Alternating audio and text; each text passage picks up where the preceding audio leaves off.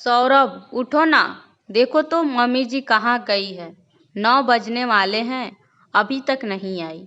वैसे तो रोज 8 बजे तक आ जाती थी, पर इधर 2-3 दिन से रोज आधा घंटा देर से आती है।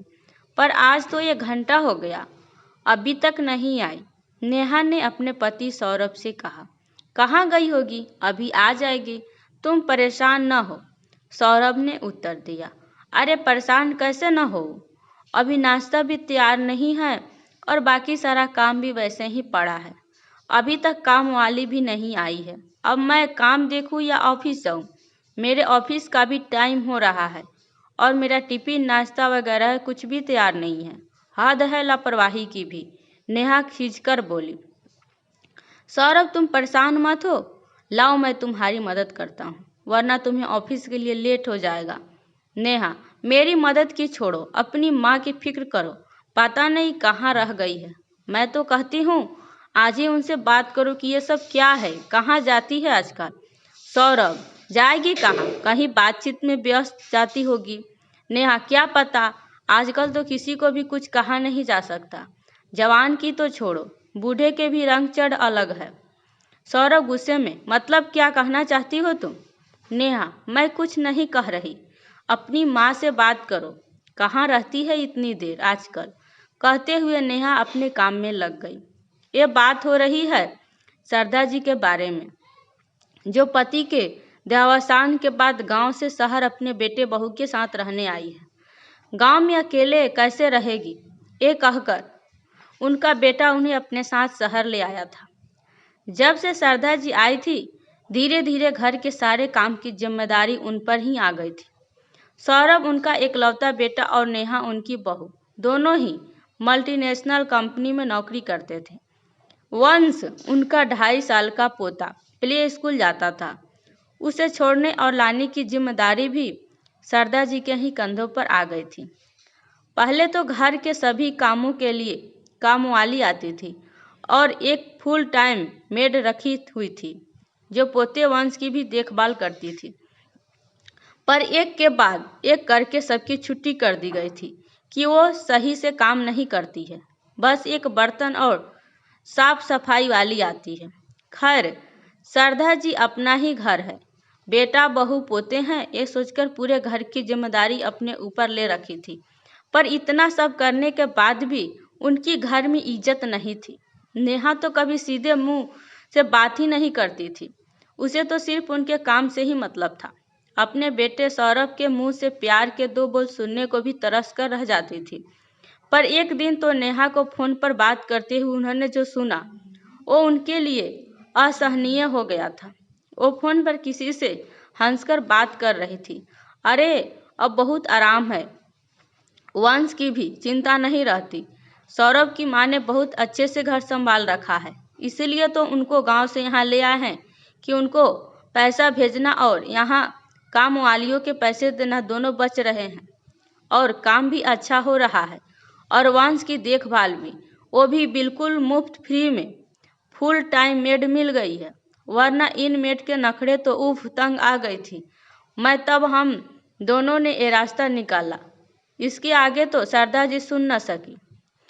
असहनीय पीड़ा हुई उन्हें, क्षुब्ध हो गया था उनका मन, यह सोचकर कि जिसे वह अपना घर बेटा बहू समझ रही थी, उनके लिए उनका कोई महत्व ही नहीं था। उनकी स्थिति घर में सिर्फ एक फुल टाइम मेड की थी। बहू को क्या दोष थे, उनका खुद का बेटा भी उनका सम्मान नहीं करता था। कितने प्यार और उत्साह से वो इस घर को संभाल रखी थी। पर नेहा की बात सुनकर वे अत्यंत दुखी हो गई थी। वे चुपचाप बिना नेहा को आभास कराए कि वो उसकी बात सुन चुकी है, अपने काम में लग गई थी। सरदा जी के पति सुरेंद्र जी एक किसान थे, दूसरे की जमीन पर खेती का काम करते थे। उसी के मेहनत ताने से उनका घर चलता था। खुद की कोई जमीन जायदाद थी नहीं, 1-2 कमरे का छोटा सा अपना मकान ही था।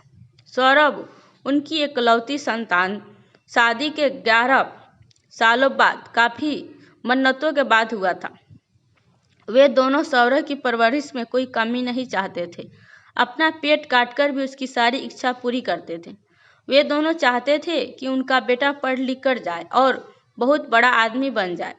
और सौरभ भी उनकी उम्मीदों पर खतरा उतरा था। गांव के स्कूल में हमेशा पढ़ाई में अव्वल आता था।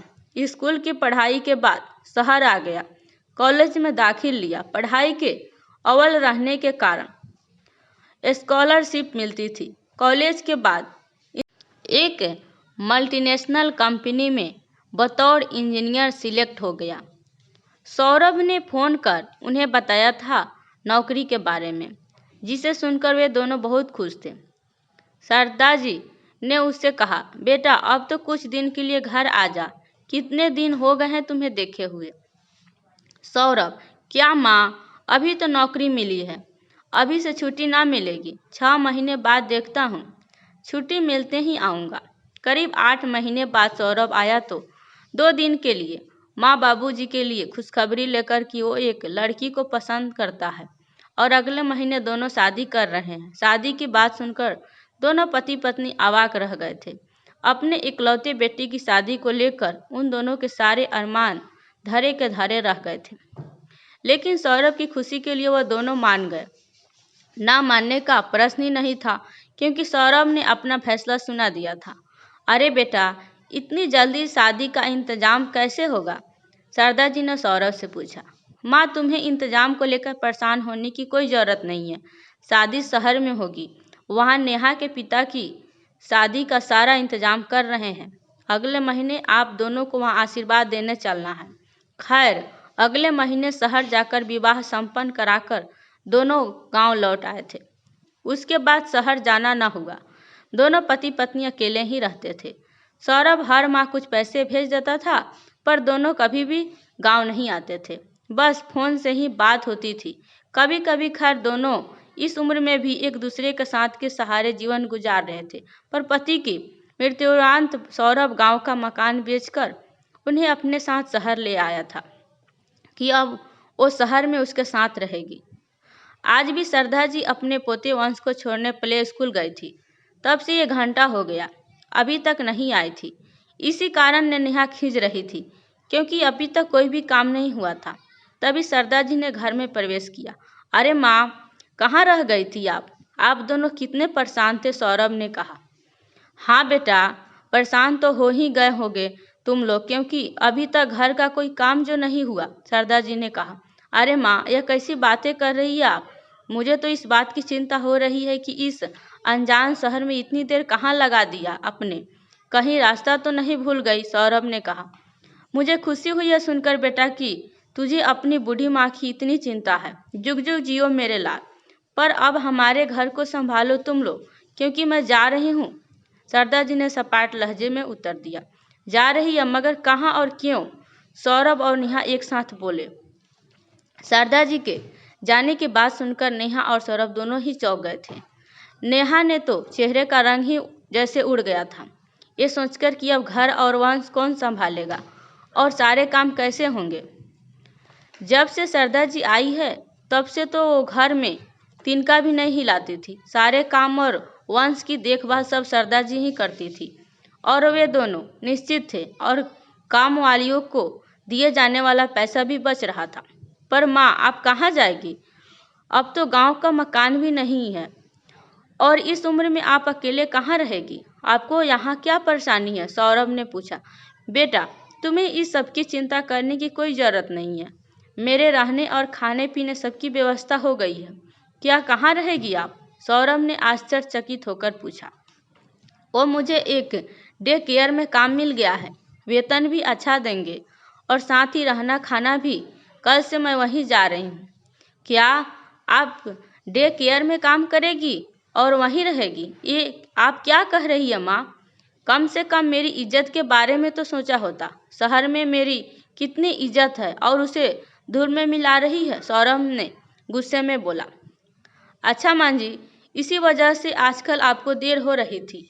आपको अगर यहाँ कोई परेशानी है तो हमें बताइए, पर आप यहीं रहिए। क्यों इस तरह के काम करके हमारी बदनामी करना चाहती हैं आप? नेहा भी सौरभ के सुर में सुर मिलाते हुए बोली। नेहा की बात सुनकर शारदा जी मुस्कुराई और बोली, बहू, काम तो काम होता है और फिर वहाँ काम करके मैं सम्मान के साथ रह सकूंगी और फिर फुल टाइम मेड से तो मुझे ये काम ज़्यादा अच्छा लगा। जितने घंटे की नौकरी उतने ही घंटे काम करना होगा। सरदार जी की बात सुनकर नेहा के चेहरे का रंग उड़ गया था। वो एक भी शब्द ना बोल पाई। और हाँ, तुम लोग अपनी बदनामी की चिंता मत करो। आखिर तुम्हारी माँ हूँ, अपने बच्चों की बदनामी हो ऐसा कैसे सोच सकती हूँ। मैं इस शहर से दूर दूसरे शहर जा रही हूँ, जहाँ तुम्हें कोई नहीं जानता। सरदार जी सौरभ और नेहा की और मुखातिब होकर बोली और अपने कमरे में चली गई। सौरभ नेहा अवाक खड़े देखते रह गए थे। दोस्तों, कहानी कैसी लगी? यदि अच्छी लगी हो तो लाइक और कमेंट करना बिल्कुल भी मत भूलिएगा। यदि आप मेरे चैनल पर नए हैं तो सब्सक्राइब जरूर कीजिएगा। आपको मेरी कहानी सुनने के लिए बहुत बहुत धन्यवाद।